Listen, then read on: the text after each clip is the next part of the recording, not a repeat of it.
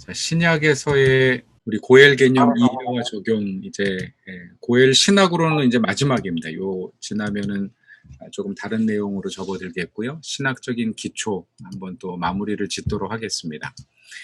구약에서 시작된 이 고엘 제도 또 고엘 사상 뭐 이렇게 고엘 신학으로까지 발전시킬 수 있는 이유가 바로 신약 성경에서 이 고엘이라고 하는 단어를 히브리어로는 기록이 안 돼 있지만은요. 이것이 이제 셉투아진트 70인역의 헬라어로 번역이 된 것을 신약 성경의 기자들이 그대로 차용하면서 사실은 많은 부분에 있어서 히브리적인 고엘의 개념을 이 신약 교회가 하나님의 구속의 개념으로 풀어내고 있습니다.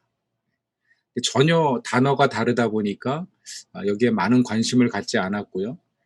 또 구스타프 구티에레스 같은 경우에는 신약으로 가지 않고 그냥 구약에서의 하나님의 어떤 정치적인, 경제적인 해방으로서의 구속 개념만 다루다 보니까 고엘의 한 부분만을 조명했다, 이런 말씀을 드렸는데, 그래서 우리가 조금 더 정말 고엘이 무엇인지는 이제 신약 성경을 통해서 조명해 보는 것이 훨씬 더 명확하게 드러날 것 같습니다.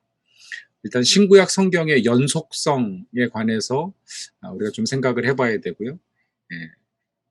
신학적인 우리 표현을 우리가 이제 계시의 점진성이라고 이야기하는데, 해석학적인 나선형, 아마 이런 얘기를 들어보셨을 거예요. 하나님이 하나님의 구원 역사를 펼쳐가실 때 처음부터 내가 내 아들을 보내겠다, 그 핏값으로 너희를 구원하겠다, 이렇게 하지 않으시고요.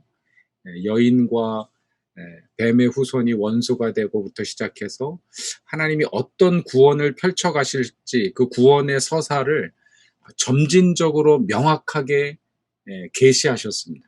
그래서 결국은 예수 그리스도의 그 성육신과 십자가 죽음이 하나님의 구원의 성취라고 하는 사실을 누구도 부인할 수 없게끔, 하나님이 어느 날 갑자기 예수님 보내셨다면 아무도 믿지 않았을 거예요. 그죠?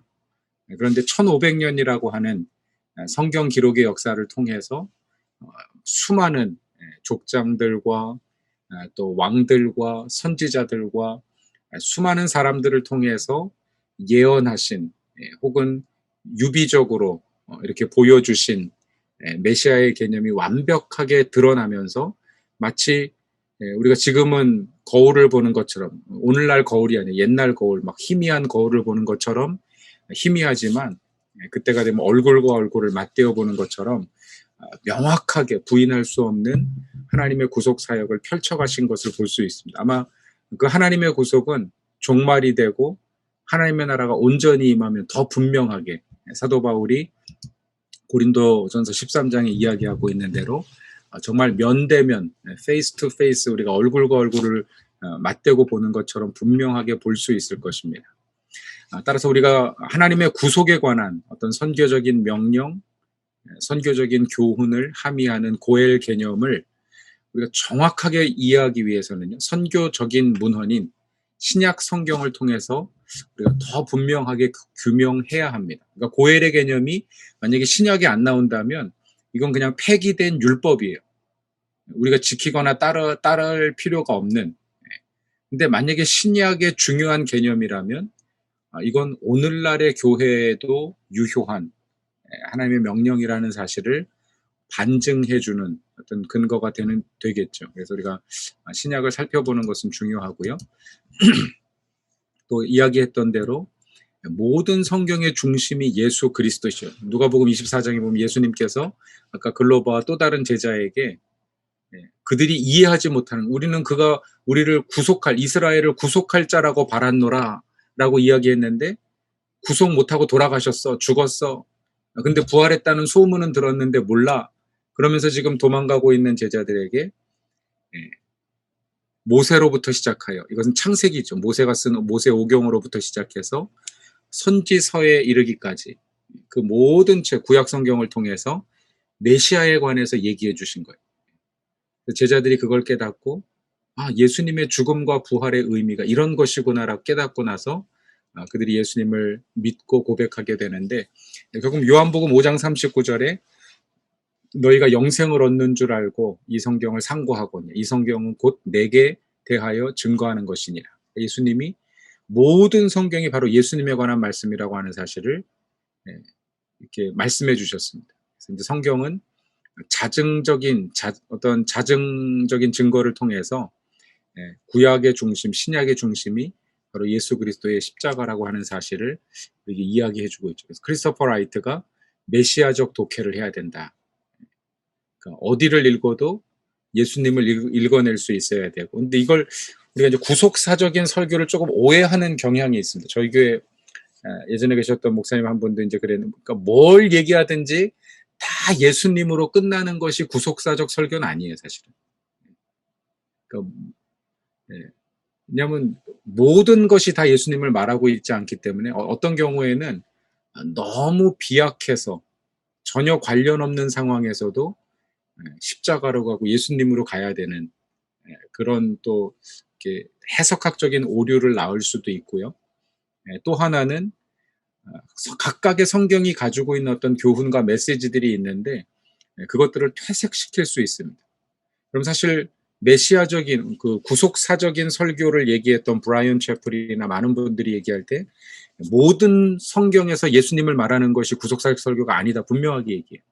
그럼 구속사적 설교는 하나님의 구원 계획, 선교적인 의도, 이것을 규명하는 것이 구속사적 설교입니다.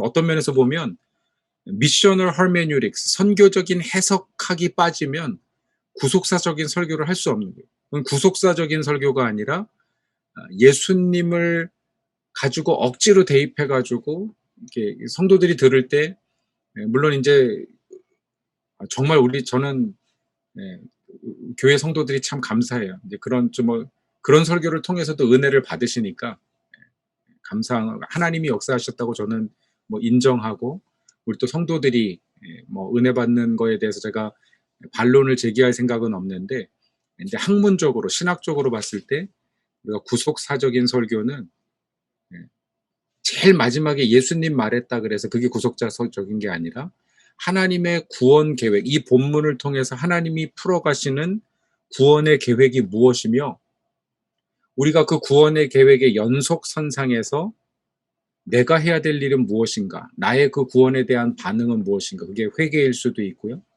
예수님 영접하는 것일 수도 있고, 정말 예수 그리스도 십자가 다시 바라봐야 되는 것일 수도 있고, 이미 구원받은 성도들에게는 어떤 삶의 적용이 될 수도 있고요. 왜냐하면 잘못해서 복음 설교를 예수님으로만 집중하면 맨날 회개하고 영접해야 되는 어떤 그런 또 그 신학적인 미로에 빠질 수가 있기 때문에, 신앙적인 미로에 그러니까 행동하는 신앙이 아니라 그냥 믿기만 하는 신앙으로 사변적인 신앙이 되어버릴 수 있기 때문에 우리가 또 어떤 메시아적인 독해, 구속사적인 설교 이런 부분에 대해서 다시 한번 보시면 좋겠고, 제가 그 권하고 싶은 책은 이제 그 구속사적인 설교라는 책을 브라이언 채플이 쓰셨는데 그걸 한번 좀 꼭 보시면 좋겠어요. 구속사적 설교. 그래서 브라이언 채플 목사님 아주 유명한 설교학자고 헤던 로빈슨 뭐 필적할 만한 학자고 또 훨씬 젊은 분이지만 또 이분의 장점은 뭐냐면 설교학 교수지만 동시에 목회자입니다. 그래서 목회자로서 강해 설교를 끊임없이 하면서 그 강해 설교가 설교 그 주석으로도 나오고 설교 프리칭 교본으로도 나오고, 제가 다니엘서를 설교할 때 그분 다니엘서 설교집을 많이 참조하면서 그분이 어떻게 주회했나를 보고 적용해서 저도 이제 주회를 시도하고 했었는데, 그래서 이 브라이언 채플은 한번 복음주의 설교자라면 한 번쯤은 꼭 읽어야 될 그런 책인데 참조하시면 좋겠고요. 자, 이제 복음서로 넘어가서 고엘 개념을 가장 먼저 언급하신 분은 예수님입니다. 예수님. 아까도 이미 뭐 여러 번 언급했지만 마가복음 10장 45절, 인자가 온 것은 섬김을 받으려 함이 아니라 도리어 섬기려 하고 자기 목숨을 많은 사람의 대속물로 주려 함이니라. 대속물이라고 하는 단어가 리오라고 하는 동사, 풀다라고 하는 동사에서 온 명사형인데 리트론이라고 하는 단어인데요. 이게 영어로는 ransom, 그래서 많은 사람의 대속물, ransom for all이라고 하는 표현을 사용했는데 그 ransom이 고엘의 언어입니다. 그러니까 사실은 구약에 118번 고엘이란 단어가 사용됐는데 그 중에 한 30번 정도 헬라어로 번역될 때 리오라고 하는 단어로 번역이 됐어요. 히브리어 고엘이 어떤 거는 리오로, 어떤 거는 엑사고라조로, 앙키투테스라고 하는 단어로 이렇게 여러 가지 단어로 번역이 됐는데 그 중에 하나가 이 리오, 리트론이라고 하는 단어인데 바로 예수님이 이 말은 무슨 말이냐면 내가 내 생명으로 지불하겠다. 내가 고엘이 되겠다. 이런 말씀이에요. 이게 이제 엄청난 선언입니다, 사실은. 왜냐하면 구약이 말하는 고엘은 하나님이세요. 친족이 아니라 그 친족은 하나님이 주신 기업을 회복하는 일이 하나님의 사역인데 그 일에 쓰임받는 대리인이고 구약에서 이야기하는 고엘은 하나님이십니다. 그런데 예수님께서 내가 그 고엘이 되겠다고 말씀하십니다. 예수님의 신성을 엿볼 수 있는 대목이죠, 사실은. 예수님이 가장 먼저 고엘의 개념을 말씀하셨고요. 이 말씀을 하신 이제 배경이 이제 쭉 나와 있는데 야고보와 요한이 청탁할 때 마태복음에서 이제 어머니가 와서 두 아들을 위해서 청탁할 때 많은 제자들이 화를 내고 분이 여길 때 예수님이 내가 고엘이 되겠다. 이 말은 너희도 고엘이 되라는 말과 동의어입니다, 사실은. 예수님이 앉을 그 영광의 자리에 우리도 앉게 해주십시오. 그랬더니 막 서로 내가 앉을 거야, 너가 앉을 거야 그러는데 나는 고엘이 될 거야. 내 옆자리도 고엘의 책임을 감당해야 돼. 라는 말씀이죠. 그래서 이것이 어떤 십자가의 도가 무엇인지를 우리에게 보여주고 우리가 따라야 할 십자가의 길이 무엇인지를 말씀하는 그런 말씀이다라고 하는 사실을 묵상하게 되고요. 간략하게 넘어가겠습니다. 그런가 하면 예수님이 랜섬, 대속물이 되겠다라고 말씀하셨는데 그냥 대속물에 불과한가? 그렇지 않다. 예수님은 그 대속물을 지불하시는 하나님이시다라고 하는 사실을 우리가 또 생각해 볼 수 있습니다. 요한복음 19장 30절에 보면 예수님께서 가장 마지막에 다 이루었다, 테텔레스타이 하시고 사실 이것도 상업적인 용어, 고엘 용어는 아니지만 고엘 개념에 관련된 표현을 하고 있습니다. 다 지불했다는 얘기거든요. 고엘의 책임이 뭐냐면 그 고난의 값을 다 지불하는 것인데 상업적인 용어로 다 지불했어 라고 말씀하신 것은 바로 고엘의 개념, 예수님이 다 지불자가 되셨다고 하는 것을 의미하고요. 누가 지불했냐? 하나님이 아들의 생명을 지불한 거냐? 근데 아주 재밌는 해석을 하셨어요. 신학자인 위치커라고 하는 분인데 그분이 그 IVP에서 나온 신약 사전, 그 신약 커멘터리에서 요한복음 커멘터리를 쓰신 분인데요. 그분이 뭐라고 얘기했냐면은 이게 보니까 제일 마지막 He gave up his spirit 이렇게 번역을 했어요. 그 영혼이 떠나가시더라. 우리 한글 성경에 보면은 그냥 영혼이 떠나갔다 피동적으로 보여요. 그냥 죽임 당했다 그런 의미처럼 보이는데 영어 성경에는 He gave up his spirit. 그가 그 영혼을 내어주셨다 이렇게 이야기하고 있습니다. 원래 헬라어도 보니까 파레도켄이라고 하는 단어인데요. 파레도켄 자체가 이게 능동형으로 쓰인 거예요. 3인칭 남성 단수 능동형입니다. 그러니까 죽임을 당한 게 아니라 스스로 죽음 가운데 자기 생명을 내어주신 거예요. 포기하고 돌아가셨다는 거예요. 예수님은 하나님이시기 때문에 그 생명을 끝까지 붙잡고 계실 수도 있었는데 그냥 기브업 하셨다는 겁니다. 이 말은 예수님이 그 값을 지불하신 주체다. 그래서 이 위치커라고 하는 사람 뭐라고 얘기했냐면 예수님은 하나님이시다. 그 값을 지불하신 하나님이시다라고 하는 사실을 이 본문을 통해서 우리가 확인할 수 있다. 이렇게 얘기하는 것이죠. 성경에 보면 그런 예수님이 하나님 되심을 말씀하신 구절이 많이 있습니다. 예를 들어서 요한복음 8장에 보면은 유대인들과 예수님 사이에 논쟁이 일어나요. 예수님이 내가 아브라함이 나의 때를 보고 즐거워하였노라 그랬더니 유대인들이 아니 네가 나이가 50도 안 된 게 아브라함을 봤다 그러냐? 아브라함이 너의 때를 어떻게 알았다는 거냐? 그랬더니 예수님 뭐라고 말씀하시냐면요. 예수께서 이르시되 진실로 진실로 너희에게 이르노니 아브라함이 나기 전부터 내가 있느니라 이렇게 말씀하세요. 아브라함이 나기 전부터 내가 있느니라. 근데 내가 있느니라가 뭐냐면 에고 에이미라고 하는 표현인데, 이게 바로 예수님, 하나님께서 모세에게 일러주신 하나님의 이름이에요. 만약에 유대인들이 그냥 문자적으로 들었다면 아브라함이 나기 전에 내가 있었다 그러면 아이 뭐 미쳤네, 그리고 끝날 일입니다 이게. 근데 지금 예수님 뭐라고 하셨냐면 아브라함이 나기 전에 에고 에이미 예흐바, 내가 스스로 있는 자다 라고 얘기하시는 거예요. 내가 바로 그 하나님이다 라고 얘기하고 있는 거예요 지금. 그러니까 이 이야기를 듣고 유대인들이 미치지 않을 수가 없습니다. 분노하고 죽이려고 하지 않을 수가 없어요. 그러니까 예수님은 스스로 하나님 되심을 그렇게 밝히셨다. 이건 제가 한 얘기가 아니고요.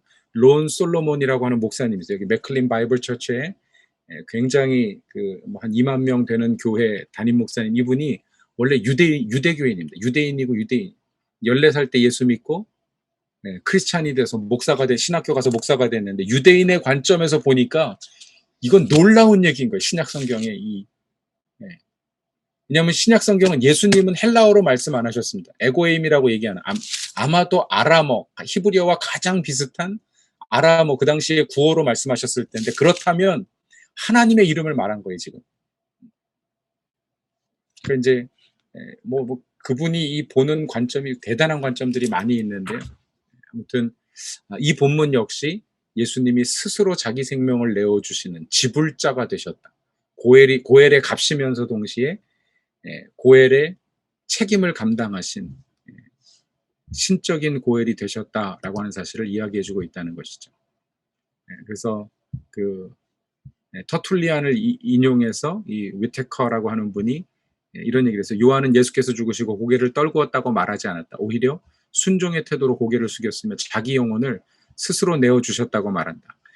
자신이 자유의지로 사형 집행자의 일을 기다리면서 그 자신에게서 한마디의 말씀과 함께 그의 영을 내어주셨다. 이 이야기는 하나님의 아들로서 인류의 참된 구속자가 되시고 그 생명을 대속물로 내어주셨다는 사실을 이야기해주고 있다. 그러니까 이 사실을 사도 바울이 그대로 간파합니다. 나중에 이제 나오지만 예수님은 고엘이시며 대속물이시다라고 하는 사실을 바울 신학의 가장 중요한 하나님의 구속 신학으로 제시하고 있는 것을 볼 수 있죠. 자, 그런가 하면 예수님의 출생과 죽음에 관련해서도 리오라고 하는 단어가 적용이 돼서 예루살렘의 속량을 바라는 모든 사람, 이제 이 본문은 어디에 나오냐면 누가복음 2장에 예수님이 할례 받으러 성전에 올라갔을 때 안나라고 하는 여선지자를 만납니다. 근데 그 안나가 예수님을 보고 약속된 아들이라고 하는 사실을 깨닫고 그가 예루살렘의 속량을 바라는 모든 사람에 대해서 말하니라. 여기서 이제 두 가지 사실을 알 수 있는데, 하나는 예루살렘의 속량을 바라는 사람들이 있었어요. 이게 바로 메시아 신앙입니다. 그러니까 예루살렘 성전이 극도로 타락했었어요. 대제사장들이 막 있었고, 대제사장 하나밖에 있을 수밖에 없는데, 그 당시에 안나스라고 하는 대제사장이 대제사장직을 돈 주고 샀어요. 돈 주고 샀을 뿐만 아니라 그 대제사장이 누리는 권력과 부를 상속하기 위해서 자기 아들들은 어리니까 자기 사위인 가야바에게 다 넘겨줍니다. 그리고 가야바가 죽기 전에 자기 아들들을 알렉산더와 그 요한을 불러다가 또 대제사장을 시켜요. 살아있는 대제사장이 6, 7명이 돼버린 거예요. 그러니까 구약 성경에 있을 수 없는 일이 대제사장 한 명밖에 있을 수밖에 없는데, 그럼 예수님 당시의 대제사장은 여러 명이에요. 사도행전에도 보면 대제사장들이 다 복수로 나와요. 이게 마지막 사실은 대제사장이, 그 이후로는 대제사장이 없었어요. 안나스와 가야바 이후로는. 왜냐하면 70년에 성전이 파괴되면서 제사장 지위가 없어져 버렸기 때문에. 근데 얼마나 종교적으로 타락했는지를 보여주는데, 그 안에 성전에 예루살렘의 속량을 바라는, 정말 제사장 제도가 회복되고 유대교가 회복되고 나라가 회복되기를 바라는 사람들이 있습니다. 메시아 신앙을, 그 고엘이신 메시아가 오기를 바라는 사람들이 있었다. 제가 말씀드렸지만 이사야서 43장 3절을 원래는 너의 속량자가 이거를 메시아라는 단어로 이사야가 기록했는데 나중에 사해사본에 가니까 너의 고엘이라고 하는 단어로 바뀌었거든요. 그래서 메시아가 고엘이라는 신앙을 쿰난 공동체가 가지고 있었는데 그 신앙을 가지고 메시아가 오시기를 기다리는 사람들이 예루살렘 성전에 있었다는 것이죠. 아마 쿰난 공동체가 연결되어 있는지는 잘 모르겠습니다. 역사적으로 더 살펴봐야 될 문제지만 아무튼 예수님의 출생이 바로 그 구속하실 자라고와 연결되어 있다는 것. 또 하나는 예수님이 돌아가신 이후에도 그 글로바가 이렇게 얘기해요. 우리는 이 사람이 이스라엘을 속량할 자라고 바랐노라. 바로 그때 그 사람들의 신앙을 공유하던 공동체 안에 있었는데 그래서 예수님을 쫓아다녔던 수많은 사람들은 예수님이 이스라엘의 고엘, 바로 하나님이 보내실 그 메시아, 속량자, 구속자라고 하는 사실을 기대하면서 쫓아다녔다는 거예요. 그래서 예수님의 출생과 죽음에 관련해서도 이 고엘의 개념이 이스라엘 사회에 어떻게 작용했는지를 우리가 볼 수가 있고요. 예수님의 말씀을 통해서도 우리가 좀 확인해 볼 수 있습니다. 그럼 사실 이 탕자 비유라고 알려진 이야기를 우리가 쭉 보면은요, 룻기와 상당히 유사한 점이 많아요. 일단 땅을 팔고 그 값을 가지고 외국으로 나갔다. 이게 룻기의 모티프입니다. 그러니까 예수님이 어떤 면에서는 지금 룻기의 이야기를 재해석해서 바리새인들과 서기관들에게 해주고 계시는 거예요. 그런데 가가지고 재산은 다 탕진했어요. 룻기에는 죽음이 이미 임했는데 이 탕자 비유에서는 그 둘째 아들이 죽음에 임박하게 됩니다. 다 죽게 되었다 그래요. 상상할 수 없는 돼지 여물을 먹어야 하는 어떤 그런 상황에 처하게 됩니다.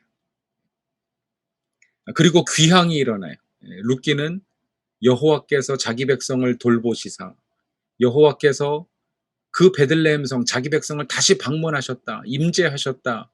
그 사실에 귀향하는데 마찬가지입니다. 이 아들도 집 나갔던 아들도 아버지의 집에는 그 아버지의 임재를 바라보면서 다시 돌아오는 거예요. 그 풍족함을 기대하고 바라오는 아버지의 환대를 기대하고 다 오는 것입니다. 돌아오는 것이죠. 근데 이 이야기가 아주 패러렐하게 가다가 극적으로 갈리는 대목이 어디냐면 바로 큰 형이에요. 이 탕자 비유에는 보아스가 없었다. 다시 말하면 고엘이 없었다. 그럼 법적인 고엘이 없었던 게 아닙니다. 누가 고엘입니까? 큰 형이 고엘이에요, 사실은. 여러분, 형제에 대한 책임이 고엘인데 자기 형제가 재산을 잃거나 혹은 생명의 위기를 느끼게 되면 당연히 구해줘야 되는 게 고엘된 형의 책임입니다. 그런데 이 형이 왜 동생의 귀환을 불평하고 아버지의 잔치를 비난하고 그 잔치에 들어가려고 하지 않았는가? 한 성경학자가 뭐라고 얘기하냐면 뒤에 제가 적지 않은 잠시만요. 한 성경학자 뭐라 그러냐면 그는 자기 재산의 손해가 될 것을 두려워했다. 이렇게 주해하고 있어요. 그럼 어디서 많이 들어본 얘기 아닙니까? 룻기의 고엘의 책임을 감당하지 않았던 바로 그 고엘이 뭐라 그랬냐면 나는 내 재산에 손해가 될까 봐. 그럼 이 형제가 왜 지금 분노하고 있냐면 이미 재산을 갈라져 나간 그 아들이 안 돌아오면 끝이에요. 나머지 재산은 다 아버지께 상속받으면 됩니다.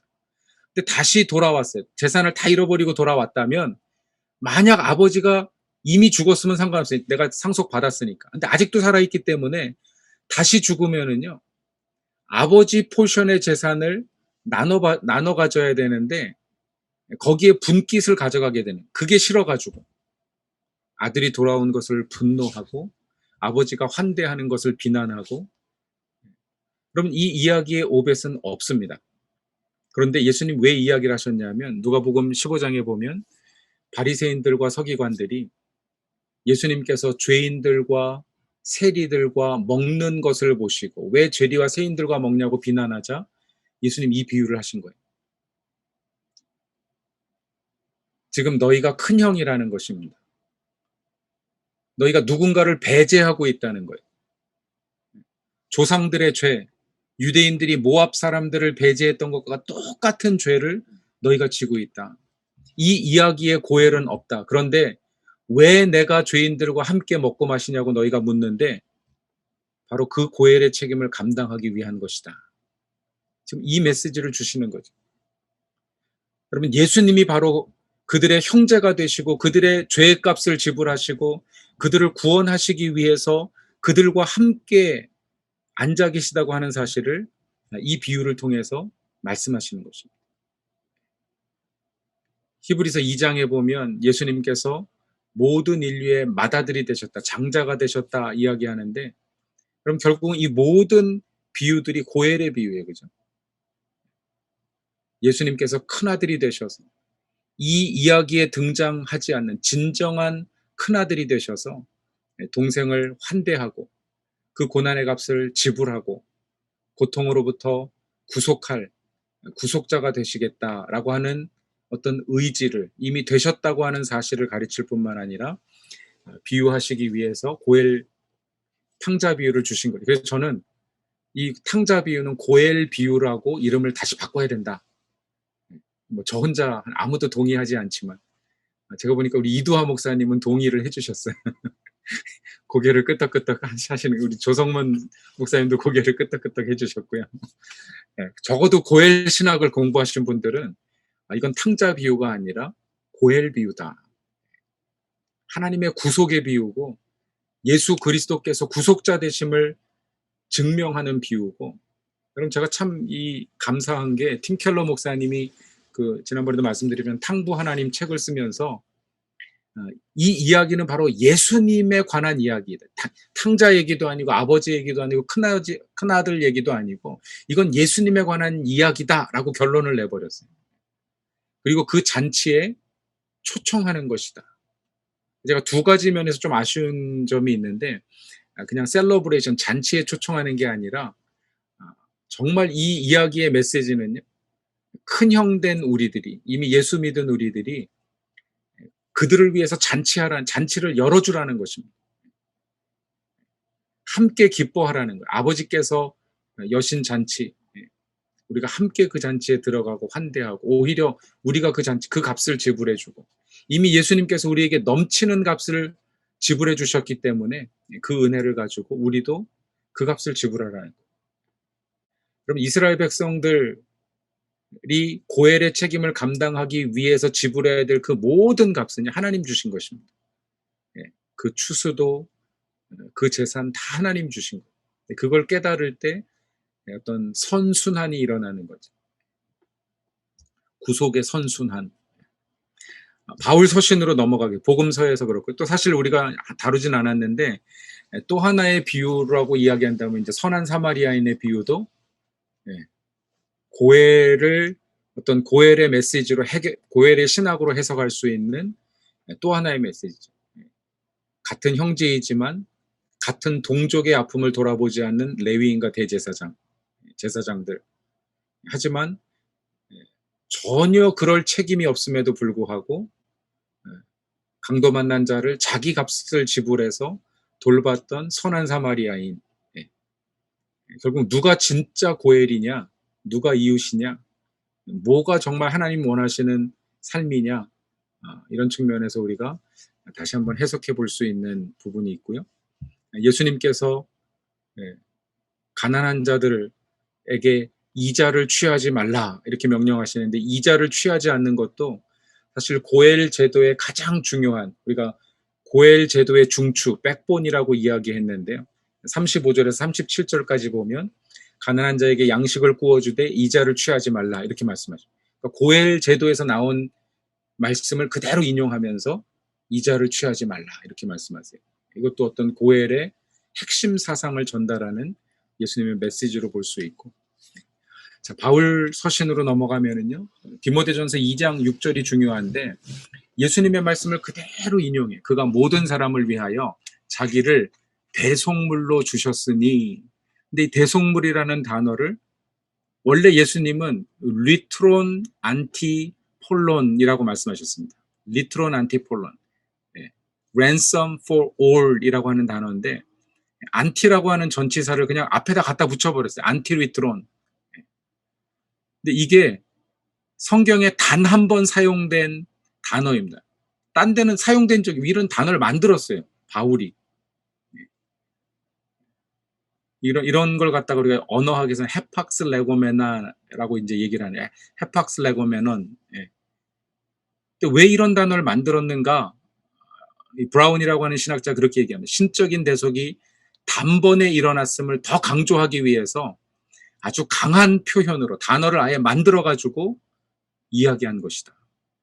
한 번밖에 지불할 수 없는 그 값. 십자가의 대속이 과거, 현재, 미래 존재하는 모든 인류의 죄값을 단번에 속량하기에 충분하기 때문에 사도 바울이 그 어떤 열정, 정말 그 의미를 담기 위해서 아예 그냥 단어를 만들었다는 거예요. 이건 뭐 바울에게 안 물어봤으니까 해석자의 나름입니다. 근데 저는 막 그 해석이 가슴 설레일 정도로요. 바울의 열정이 느껴져요. 정말 예수님이 우리의 모든 죄값을 다 지불하신 그 구약에 말씀하신 대속물, 구속의 값이 되셨다는 것을 증거하기 위해서 그가 몇 날 며칠을 고심하다가 리트론, 안티폴론 이렇게 적지 아니하고 안티리트론, for, ransom for라고 하는 단어를 아예 그냥 하나로 만들어가지고 그렇게 전달한 것이 아닌가. 뭐 여러분들 이 구절에 대한 디모데전서 2장 6절에 대한 주석을 찾아보면 대부분의 신학자들이 이것을 어떤 강조로 하이라이트 했다 뭐 이런 표현들을 쓰는 걸 볼 수 있는데요. 결국은 예수님께서 구속의 제물이 되셨다는 사실을 사도 바울이 신학적으로 정말 그 중요성을 간파하고 고엘의 값으로 자기 생명을 내어주신 예수님을 잘 드러내고 있다 이렇게 우리가 볼 수가 있고요. 또 구속자이신 그리스도를 이야기하면서 그가 이제 로마서 11장 26절에 그리하여 온 이스라엘의 구원을 받으리라 기록된 바 구원자가 시온에서 오사. 우리 구약 성경에 이제 원래 이사야에서는 속량자라고 번역을 했는데 고엘이라는 단어입니다. 원래 고엘이라는 단어를 류오메노스라고 하는 헬라어로 구원자라고 하는 단어로 사용해서 이것도 고엘 단어죠. 리오마리라고 하는 고엘 단어인데 그 고엘 단어를 통해서 예수님이 우리의 속량자, 구속자, 또 리디머가 되셨다라는 표현을 쓰고 있는 것을 볼 수 있고요. 전체 25번이 넘는 고엘 용어를 사용하는데 그중에 12번가량이 바로 이 리오마이라고 하는 to redeem 혹은 to deliver, 구원하다. 그래서 사실은 이 소테리올로지, 구원론에서 조직신학자들이 쓴 구원론 책을 보면은요, 이 리오마이를 그냥 셀베이션 개념으로 해석합니다.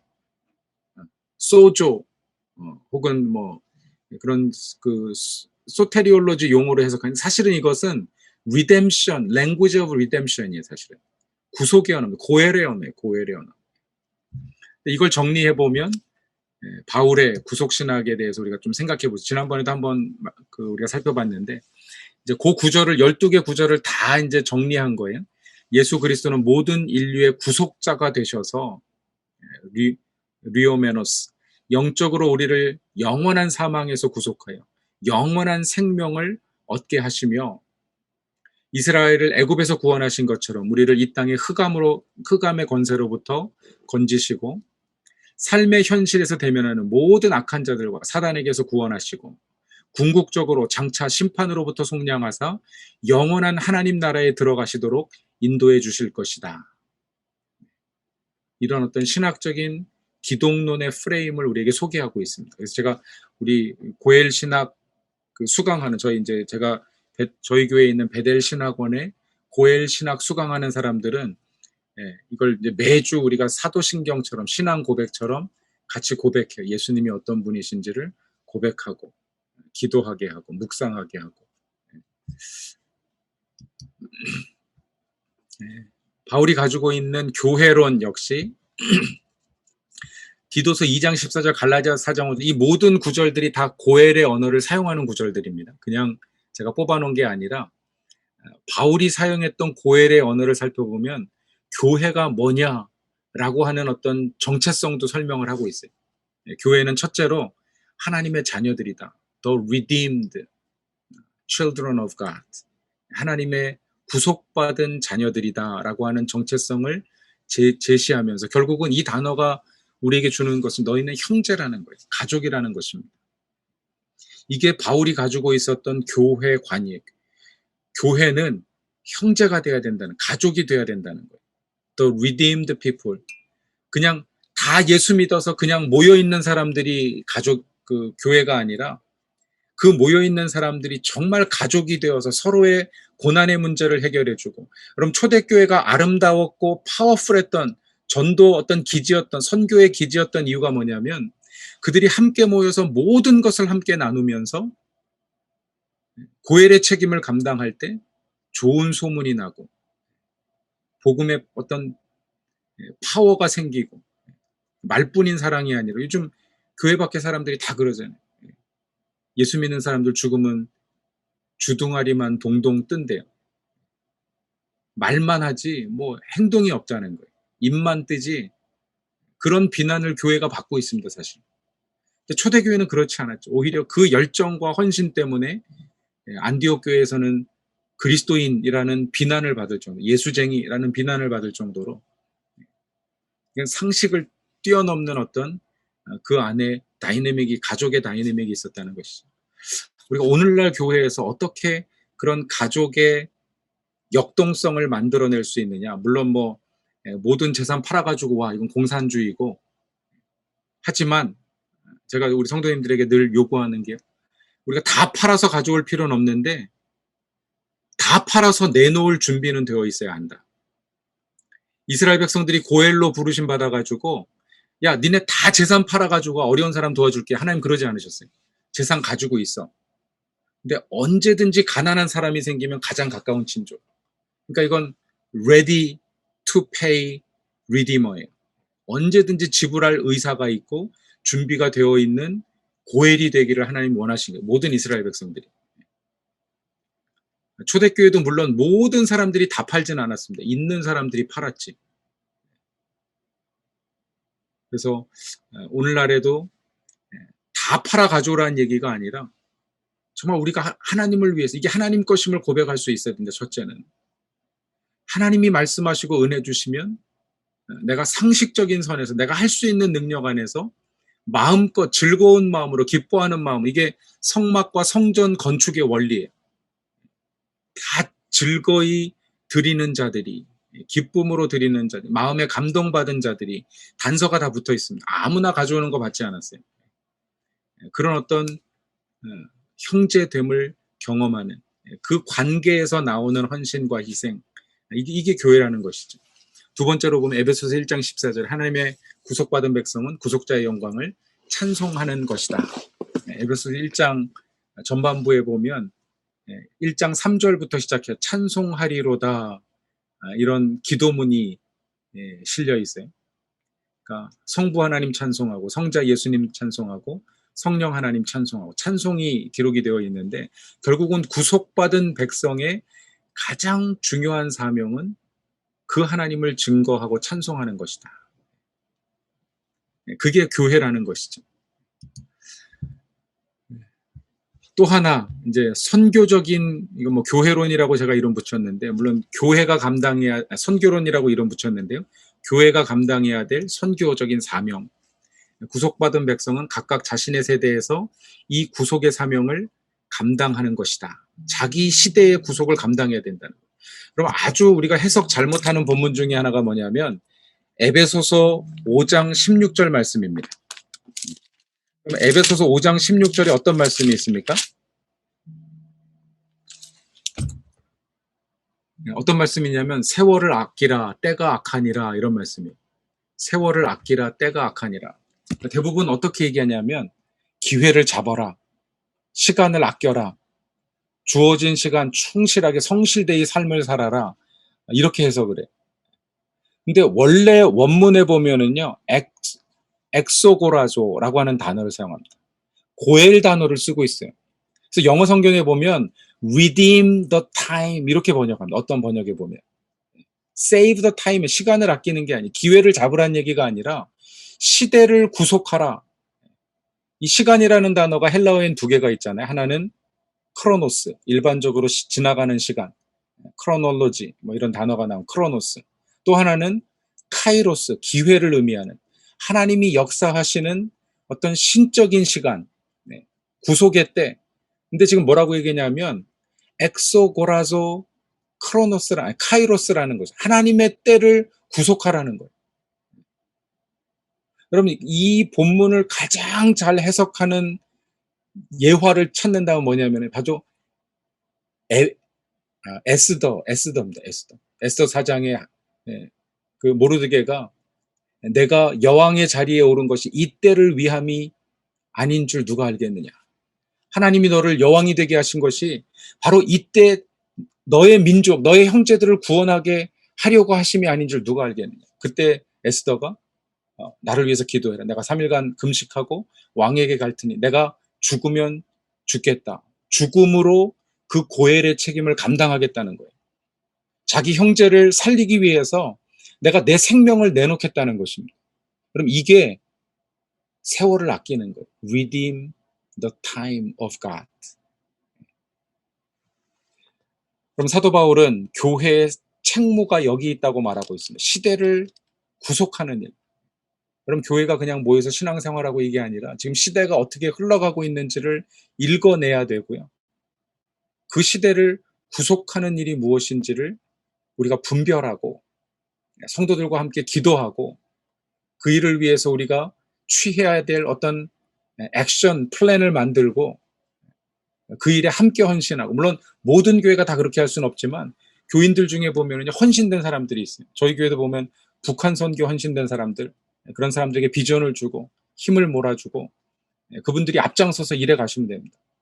다른 데 관심 있는 분은 또 그 부분을 구속하기 위해서 일할 수 있도록 도와주고, 그럼 목회자는 비전을 던지고 그 일을 할 수 있도록 교통정리하고 도와주고 기도하고 격려하는 역할이기 때문에, 그래서 각 시대 어떤 고엘의 사명을 감당하는 것이 교회 책임이다. 마지막으로 네 번째는 선교론의 두 번째, 교회론의 네 번째, 구속받은 백성들이 하나님을 위해서 선한 일에 힘쓰는 것이다. 그럼 이제 사도 바울이 편지를 쓰면서 계속 여러 번 반복되는 모든 서신서에 나오는 일이 선한 일에 힘쓰라. 근데 그 선한 일이 뭔지를 얘기를 안 해줘요. 제가 성경을 묵상하고 설교하면서 착한 일 하려 했는데 착한 일이 도대체 뭔가? 뭐 나름대로 설교했어요. 그냥 제가 생각하는 착한 일. 그 당시 에베소 교회, 골로새 교회, 또 디도가 사역하던 그 시대의 어떤 역사적인 상황들을 다 조사해서 그때 필요한 것이 뭔가, 정말 복음을 위해서 필요한 것이 뭔가, 선한 일에 대해 설교했는데 제가 보니까 선한 일이 하나에 하나. 디도서 2장 14절에 뭐라고 기록이 되어 있냐면요.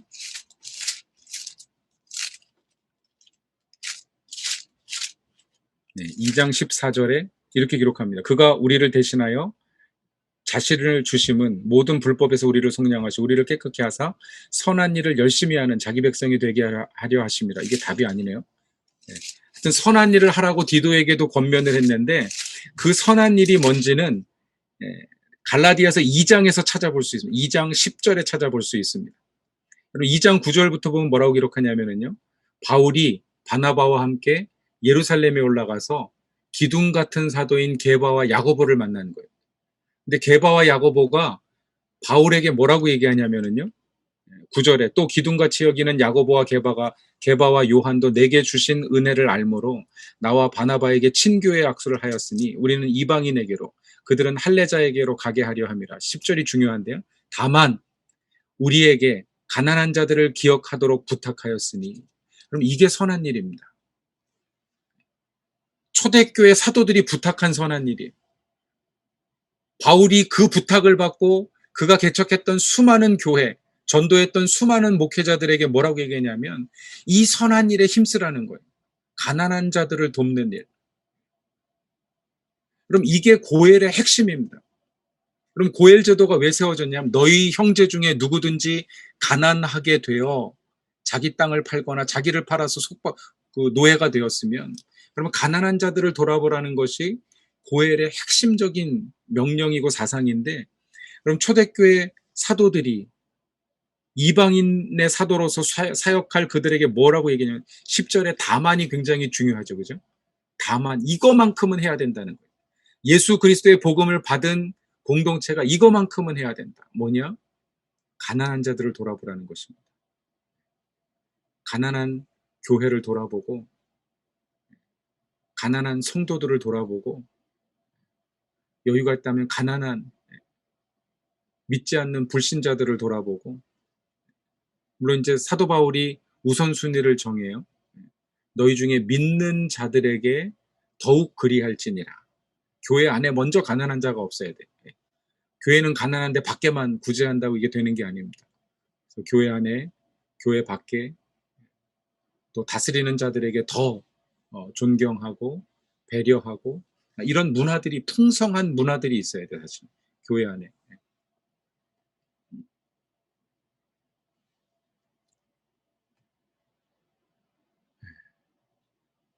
어디 갔다 여기를 일로 빠졌는지가 갑자기 지금 딴 데로 빠진 느낌이 확 드는데요. 네.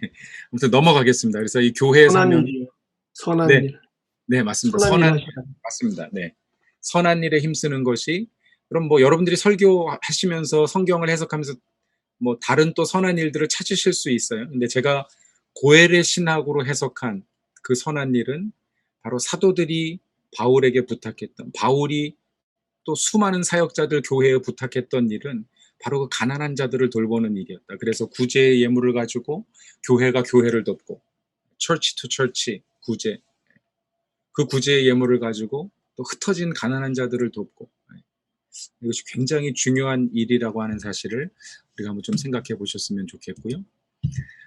계시록, 우리 신약의 마지막 부분으로 가겠습니다. 뭐 다 볼 수는 없기 때문에 제가 복음서, 그다음에 바울서신, 마지막에 계시록 이렇게만 살펴보는데요. 피의 구속, 계시록 1장 5절에서 6절에 보면 우리를 죄에서 해방하시고, 이 해방이란 단어가 리산티라고 하는 바로 리오, 풀다라고 하는 단어에 관련된 고엘 언어이고, 또 이 전체 맥락이 보면 출애굽의 맥락, 우리를 나라와 제사장 삼으셨다. 이 말은 출애굽기 19장 6절에 너희는 열방의 제사장의 나라가 되라 라고 말씀하신 것과 맥락이 닿아 있는 출애굽의 모티프, 고엘의 모티프를 사용한 어떤 예언이라고 볼 수 있습니다. 이건 이제 제가 얘기한 게 아니고요. 이필찬 교수라고, 아마 여러분들이 책을 보셨는지 모르겠는데, 이분 책을 하도 많이 쓰셨지만 가장 유명한 책이 이제 내가 속히 오리라 라고 하는 이제 요한계시록 주석책입니다. 근데 이분이 이 본문을 해석하면서 이게 고엘의 명령이다. 우리 오늘 조성문 목사님 발표하실 고엘 교회의 말걸다에 보면 거기 이제 이 논문이 실려 있어요. 이필찬 교수님이 뭐라고 얘기했냐면 요한계시록은 고엘로 해석해야 된다. 이분이 흥분하셨어요. 처음에 제가 이제 고엘 논문을 부탁드릴 때는 아니 뭐 요한계시록에 고엘이 나옵니까? 저한테 그러시더라고요.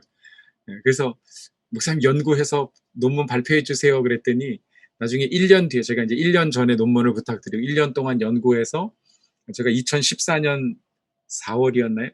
모여가지고 논문 발표하는데 막 이분이 흥분해가지고 원래 논문 20페이지 써오라 그랬는데 이분은 40페이지를 내셨어요. 그러면서 이분이 결론에 딱 하신 말씀이 파워풀했는데, 요한계시록은 고엘로 하나님의 구속으로 해석해야 된다. 그것이 키다. 제가 그게 정답이라고, 성경 자체가 그렇게 해석해야 되고요. 그분을 지도했던 리차드 보캄이라고 하는 분이 어제도 소개시켜드렸지만 이 Reading the Bible Missionally에서 리차드 보캄이 뭐라고 얘기하냐면 성경은 선교로 해석해야 된다. 하나님의 구속 역사로 해석해야 된다. 이렇게 결론 내리는데, 그럼 이게 오늘날 성경 신학자들의 결론입니다.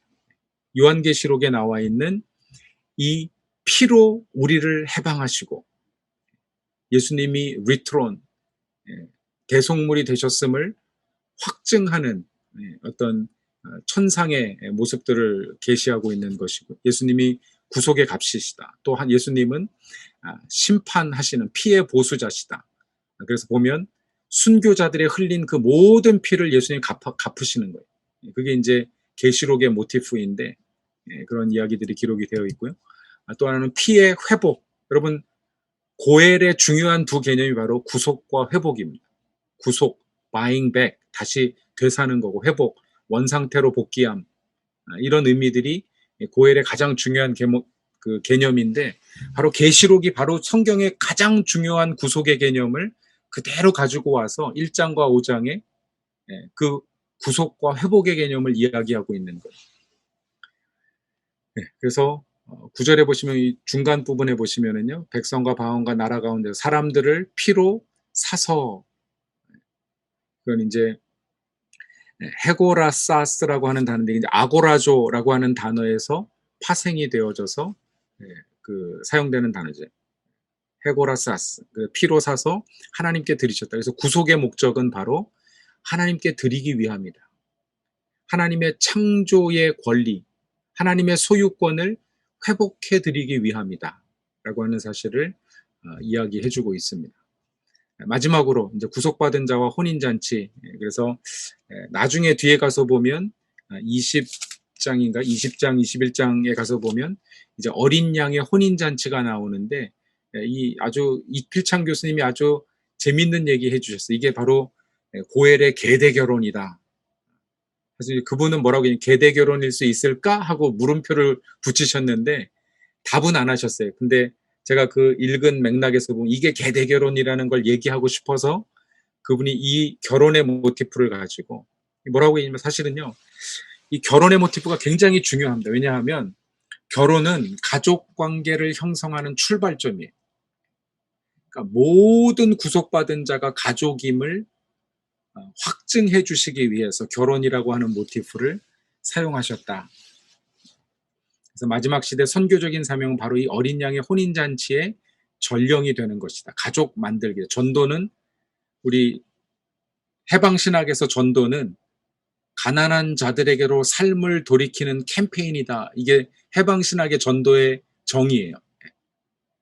근데 제가 고엘 신학의 전도의 정의는 바로 예수 그리스도 어린 양의 신부가 되기 위하여서 어린 양의 어떤 핏값으로 가족이 되는 것, 가족을 만드는 것, 그것이 전도다. 가족으로의 초청, 그것이 전도다라고 한번 그런 개념을 한번 생각해 봤습니다. 그래서 선교사들에게 선교가 그냥 도를 전하는 게 아니라 그들을 가족으로 삼고 내 가족으로 만들고 하나님 나라의 전체 가족, 그래서 그냥 선교지 가가지고 교회 세워서 거기만 그러지 말고 그 교회가 화성교회랑 연결이 돼야 돼요. 이게 한 가족이 돼야 됩니다. 교회가 신학적으로, 신앙적으로, 기도로 하나 연결이 돼서 가족이 돼야 돼. 이게 가족이 아니라 그냥 뿔뿔이 흩어놓으면 안 돼요. 우리 오늘날 선교사들이 그 연결을 안 시키는 거예요. 저는 우리 파송 선교사님들에게 요청해요. 그 교회 교인들이 우리 교회도 알아야 돼. 우리 교회도 그 교회를 알아야 되고 함께 기도해야 되고 가족의 책임을 감당해야 되고 어려움이 있으면 경제적으로 도울 수 있어야 되고, 그런 어떤 가족 만들기가 전도, 선교, 목회의 가장 중요한 어떤 사명이다. 이런 얘기를 말씀을 드렸고요.